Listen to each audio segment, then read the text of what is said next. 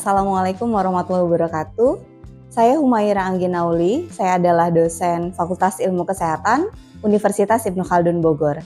Pada kesempatan kali ini, saya akan menjelaskan tentang deskripsi mata kuliah yang saya ampu. Nama dari mata kuliahnya adalah Dasar Kesehatan Masyarakat yang diperuntukkan untuk mahasiswa-mahasiswi program studi gizi. Mata kuliah ini merupakan mata kuliah 2 SKS yang terdiri dari total 16 jumlah pertemuan dan memiliki ujian tengah semester dan ujian akhir semester. Mata kuliah ini akan membekali mahasiswa dengan pemahaman tentang ruang lingkup, dasar-dasar kesehatan masyarakat yang terdiri dari gizi, epidemiologi, statistika, kesehatan lingkungan, kesehatan kerja, kesehatan reproduksi, promosi kesehatan, dan administrasi pelayanan kesehatan. Selain itu juga berbicara tentang sistem kesehatan nasional, dan bagaimana pilar-pilar yang mendukung kesehatan masyarakat hingga upaya-upaya preventif yang bisa menjelaskan bagaimana konsep sehat dan sakit sehingga membantu mahasiswa untuk mengidentifikasi masalah gizi di sekitarnya. Capaian pembelajaran dari mata kuliah ini terdiri dari 3 aspek. Yang pertama adalah mahasiswa bisa memahami ruang lingkup dari dasar kesehatan masyarakat. Kedua, mahasiswa bisa memahami mengenai sistem kesehatan nasional dan bagaimana gizi serta pilar yang lain itu bisa sinergi. Dan yang ketiga adalah bagaimana konsep dari kesehatan dan juga penyakit sehingga kita bisa melakukan upaya-upaya untuk mencegah terjadinya masalah gizi. Bentuk pembelajaran dilakukan secara luring ataupun offline sehingga dosen dan mahasiswa bertemu di dalam pertemuan perkuliahan di dalam kelas, termasuk beberapa metode yang digunakan di dalam pembelajarannya. Metode pembelajaran yang digunakan di dalam mata kuliah ini terdiri dari 3 cara. Yang pertama adalah dengan pertemuan, yaitu dilakukannya pertemuan perkuliahan secara tatap muka di mana dosen dan mahasiswa berinteraksi di dalam kelas. Kedua adalah diskusi. Di dalam setiap topik pertemuan, mahasiswa dan dosen akan melakukan kesepakatan pemahaman sehingga mahasiswa memiliki pemahaman yang komprehensif terhadap topik yang sedang dibahas. Dan yang ketiga adalah collaborative learning. Di dalam metode yang terakhir ini, mahasiswa berdiskusi di dalam kelompok yang lebih kecil dan menyelesaikan sebuah studi kasus ataupun proyek yang akan didiskusikan, kemudian dianalisis, dibuat dalam bentuk makalah serta dipresentasikan di depan kelas untuk kemudian bisa diskusi satu sama lain. Sistem penilaian yang digunakan terdiri dari 4 aspek. Yang pertama dinilai dari keaktifan mahasiswa yang hadir di dalam kelas. Yang kedua dilakukan secara setiap pertemuan dalam bentuk kuis maupun pretest dan posttest. Dan yang ketiga dan keempat yaitu adalah ujian tengah semester dan ujian akhir semester. Terdapat beberapa indikator yang digunakan untuk menilai dalam keempat komponen penilaian tersebut. Nanti akan ditampilkan salah satu contoh rubrik penilaian dan juga bagaimana poin pertama adalah keaktifan mahasiswa di dalam kelas dan kemampuan atau ketepatan di dalam menjawab dan menjelaskan sebuah topik yang sedang dipelajari dalam suatu pertemuan. Kedua adalah ketika mahasiswa mengerjakan tugas baik secara individu maupun secara berkelompok sehingga apa yang sedang ditugaskan bisa dilakukan dan mahasiswa memahami dan mampu menjelaskan apa yang dikerjakan. Kemudian untuk yang ketiga adalah bentuk pengujian, sehingga dituntut mahasiswa bisa menjawab soal dengan tepat. Nah, kurang lebih dari contoh rubrik penilaiannya sekitar 20% digunakan untuk menilai keaktifan di dalam kelas, kemudian juga 20% digunakan untuk menilai bagaimana mahasiswa melakukan tugas, dan 25% dilakukan untuk menilai hasil dari ujian tengah semester dan 30% dilakukan untuk menilai hasil dari ujian akhir semester. Dalam setiap tugas, dosen juga membuat rubrik penilaian, misalnya membuat resume dan aspek-aspek yang dinilai termasuk dari kelengkapan apa yang ditulis mahasiswa di dalam laporannya. Dari keseluruhan indikator penilaian yang ditetapkan, pada akhir perkuliahan, di akhir semester diharapkan mahasiswa yang telah mengikuti mata kuliah ini bisa mencapai kompetensi atau kemampuan yang diharapkan.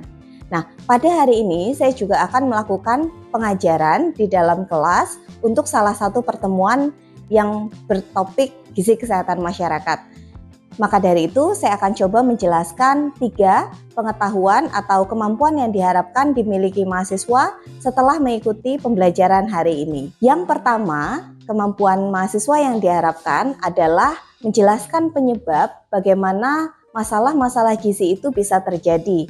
Salah satu hal yang dipelajari adalah kerangka UNICEF atau UNICEF Framework. Yang kedua adalah mahasiswa bisa menjelaskan mengenai angka kejadian dari masalah gizi yang sedang dibahas. Misalnya bagaimana tingkat kejadian stunting di Indonesia saat ini. Baik, kemampuan terakhir atau yang ketiga diharapkan mahasiswa miliki setelah mengikuti pertemuan hari ini, yaitu bisa menjelaskan mengenai cara-cara pencegahan dari masalah gizi kesehatan masyarakat yang sedang dipelajari. Misalnya dengan melakukan upaya promotif dan juga upaya preventif.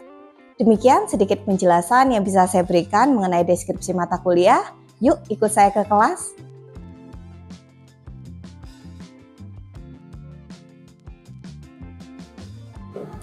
Halo, assalamualaikum warahmatullahi wabarakatuh. Saya Humaira Angginauli. Pada hari ini kita akan melakukan pertemuan yang ke-6 ya, teman-teman. Baik, sebelum kita mulai, mungkin ada baiknya kita berdoa terlebih dulu untuk memulai perkuliahan hari ini agar berkah dan lebih hikmat. Berdoa dipersilakan. Baik, berdoa selesai. Terima kasih kepada teman-teman yang sudah hadir. Mungkin untuk awal perkuliahan, teman-teman tetap bisa mengisi absensi seperti biasa. Nah, sebelum kita mempelajari mengenai materi, Ibu mungkin minta teman-teman untuk aware dulu mengenai apa sih nanti setelah mempelajari pertemuan ini, kemampuan yang diharapkan dimiliki oleh teman-teman sekalian. Mungkin Ibu bisa minta volunteer dari Nabila. Yang pertama, mampu memahami dan menjelaskan hal-hal penyebab masalah gizi kesehatan masyarakat berdasarkan kerangka UNICEF. Yang kedua, mahasiswa mampu memahami dan menjelaskan tentang angka kejadian masalah gizi kesehatan masyarakat berdasarkan data terbaru. Dan yang ketiga, mahasiswa mampu memahami dan menjelaskan tentang pencegahan masalah gizi kesehatan masyarakat dengan gizi seimbang. Oke, baik. Terima kasih Mbak Nabila sudah membantu membacakan. Jadi sekarang teman-teman semua sudah lebih aware ya, bahwa setelah pertemuan hari ini kita akan evaluasi 3 kemampuan yang diharapkan dari teman-teman memahami gizi kesehatan masyarakat itu sendiri. Nah, teman-teman bisa tetap duduk di tempat masing-masing jika pertanyaan yang nanti Ibu sampaikan itu benar. Tetapi jika menurut teman-teman kalimat pertanyaannya ini salah, nanti boleh tolong stand up atau berdiri. Ada 3 saja ya yang akan kita klarifikasi. Oke, untuk pertanyaan pertama, menurut teman-teman, apakah masalah gizi disebabkan karena kekurangan gizi saja? 1, 2, 3. Baik. Ini sangat menarik ya, karena ada beberapa yang menyatakan benar dan beberapa mahasiswa menyatakan salah. Silakan duduk kembali. 2, pernyataannya, masalah gizi di Indonesia hanya masalah kekurangan zat gizi, baik makro maupun zat gizi mikro. 1, 2, 3. Oke. Ini juga masih ada perbedaan ya di antara teman-teman. Nanti kita akan klarifikasi di dalam pertemuannya. 3. Untuk hidup sehat cukup hanya dengan menjaga pola makan. 1, 2, 3. Oke. Siap. Oke. Baik, silakan duduk kembali. Terima kasih teman-teman atas partisipasinya. Oke. Jadi salah satu aspek penting dalam pelayanan kesehatan itu juga ketika kita memiliki social protection dan ada enabling determinan yang bisa diupayakan oleh pemerintah untuk dilakukan. Ya, jadi menyiapkan atau memastikan misalnya kesediaan cadangan pangan itu cukup Jadi tidak harganya kemudian melonjak tinggi ketika permintaan pasar tinggi seperti harga cabai, harga beras misalnya. Kira-kira sampai sini ada yang ingin dikonfirmasi oleh teman-teman? Silakan Mbak Putri. Terkait di kerangka UNICEF tadi kan disinggung health service. Nah, itu contohnya itu seperti apa ya? Oke, baik. Terima kasih atas pertanyaannya. Saya mungkin tadi kurang menjelaskan secara detail di bagian tersebut. Nah, terkait dengan servis yang bisa dilakukan oleh pemerintah atau diupayakan oleh masyarakat, misalnya kepemilikan Kartu Indonesia Sehat atau BPJS Kesehatan.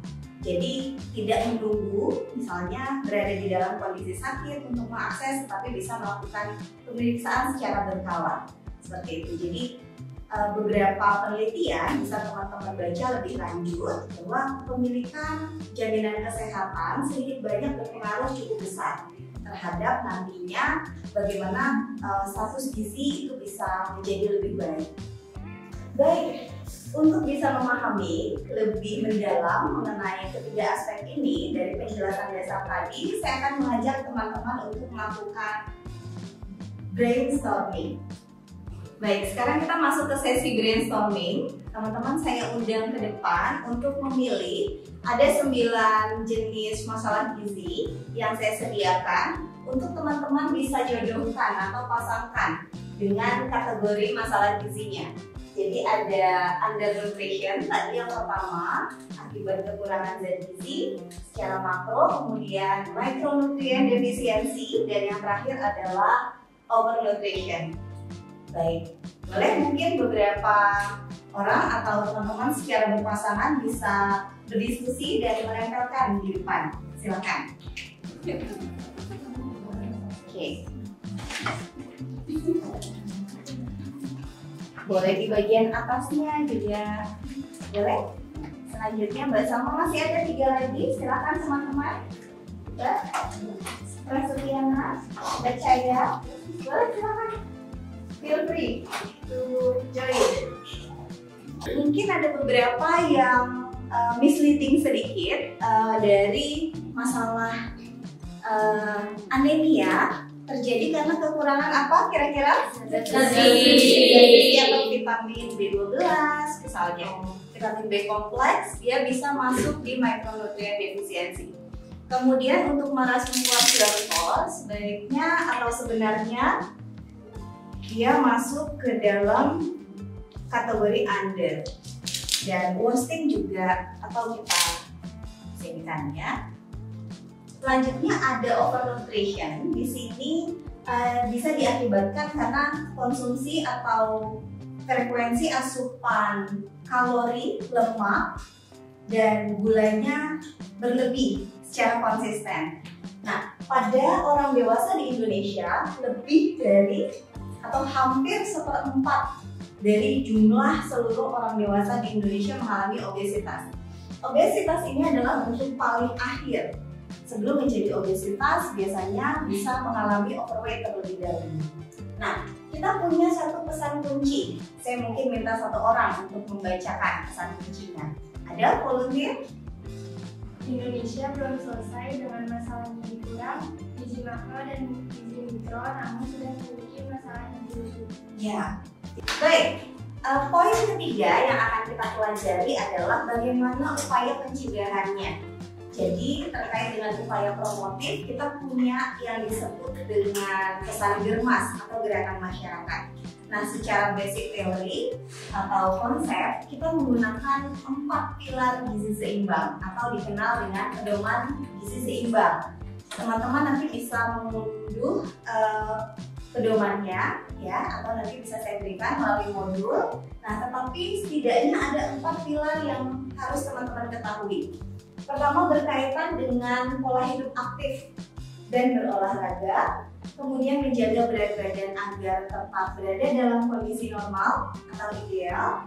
Yang ketiga, mengkonsumsi makanan dengan beraneka ragam, jadi tidak sama dari waktu ke waktu untuk bisa mengakses berbagai macam jenis zat gizi yang dibutuhkan oleh tubuh.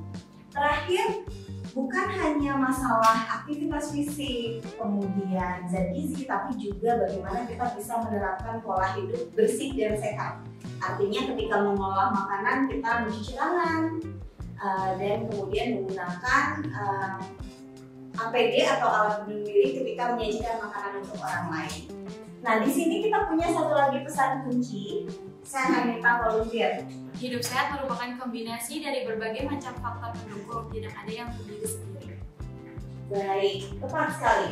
Ya, jadi pesan kunci untuk aspek ketiga atau pencegahan masalah gizi ini, kita tidak bisa hanya melakukan satu hal. Jadi harus keempat-empatnya. Kalau ada satu, itu tetap bisa meningkatkan risiko untuk mengalami permasalahan gizi. Baik, that's all. Saya akan tutup dengan uji pengetahuan atau post test. Teman-teman nanti bisa kembali apa yang sudah kita lakukan di awal. Ya, jadi ada 3 pernyataan.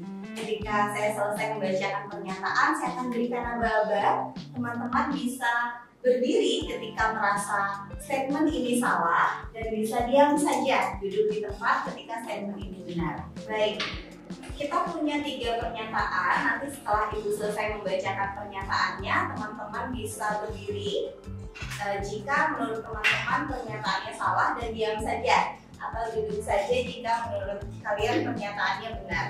Oke, masalah gizi disebabkan karena kurang asupan gizi saja. Oke, 1, 2, 3, silakan. Oke, semuanya menjawab salah. Dikiringin dulu kursinya, boleh? Oke, boleh duduk kembali. Sekalian aktivitas fisik ya, sambil kuliah. Oke, pernyataan yang kedua. Kita punya di sini. Masalah gizi di Indonesia hanya masalah kekurangan zat gizi saja, baik mikro maupun makro. 1, 2, 3, silakan. Oke, semuanya seragam ya, dan menyepakati bahwa statement ini salah. Silakan duduk kembali. Nah, gimana, sudah mulai pegel? Berdiri duduk.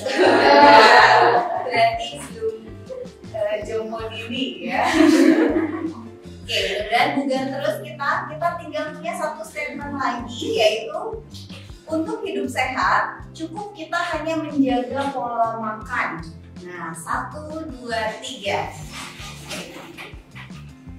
Oke, terima kasih. Silakan duduk kembali teman-teman. Selain dari partisipasinya yang luar biasa, saya merasa cukup berterima kasih karena teman-teman sudah memahami dalam konteks 3 kemampuan yang saya harapkan sudah teman-teman miliki di akhir pertemuan. Jadi mengenai gizi kesehatan masyarakat bisa kita wrap pesan kuncinya ada 3 item, di mana tentang masalah gizi itu bukan hanya karena asupan gizi ya. Tadi di dalam kerangka UNICEF, kalau teman-teman nanti lupa atau ingin mengeksplor kembali, bahkan aspek sosioekonomi, tempat tinggal, kebijakan atau politik itu sangat mempengaruhi. Ya, jadi tidak hanya asupan gizi saja. Kemudian masalah kekurangan gizi bukan hanya kekurangan, tapi tadi kita punya defisiensi mikronutrien atau zat-zat gizi mikro. Yang selanjutnya kita punya overnutrition. Nah, di sini kelebihan atau secara konsisten ya asupannya tinggi lemak, karbohidrat dan juga gula. Nah, yang ketiga, tidak cukup kita hanya menjaga pola makan. Jadi memang keseimbangan antara 4 pilar. Aktivitas fisik itu juga sangat penting, kemudian personal hygiene atau kebersihan ketika kita mengolah ya dan menyajikan terutama makanan untuk orang lain, untuk keluarga tercinta. Jadi itu untuk pertemuan hari ini. Jika ada pertanyaan nanti teman-teman bisa submit di pertemuan berikutnya. Baik teman-teman, mungkin untuk pertemuan ke-6 hari ini kita cukupkan. Jika tidak ada pertanyaan lagi, mudah-mudahan apa yang sudah kita pelajari bisa membantu teman-teman untuk memahami konsepnya. Dan pekan berikutnya kalau saya tidak salah kita akan belajar tentang promosi kesehatan dalam kaitannya ilmu kesehatan masyarakat secara umum. Nah, semoga teman-teman sehat terus. Kita tutup dengan bacaan Alhamdulillah. Alhamdulillahirabbil alamin. Majelis. Subhanaka Allahumma wa bihamdika asyhadu an la ilaha illa anta astaghfiruka wa atubu ilaik. Baik, terima kasih. Bila taufiq wal hidayah. Assalamualaikum warahmatullahi wabarakatuh. Waalaikumsalam warahmatullahi wabarakatuh. Terima kasih, Bu. Baik, demikianlah video cuplikan pembelajaran di salah satu pertemuan dari mata kuliah Gizi Kesehatan Masyarakat yang saya ampu. Semoga video tadi membawa manfaat bagi teman-teman yang sudah menyaksikan video ini. Terima kasih atas perhatiannya. Billahi taufiq wal hidayah. Assalamualaikum warahmatullahi wabarakatuh. Salam.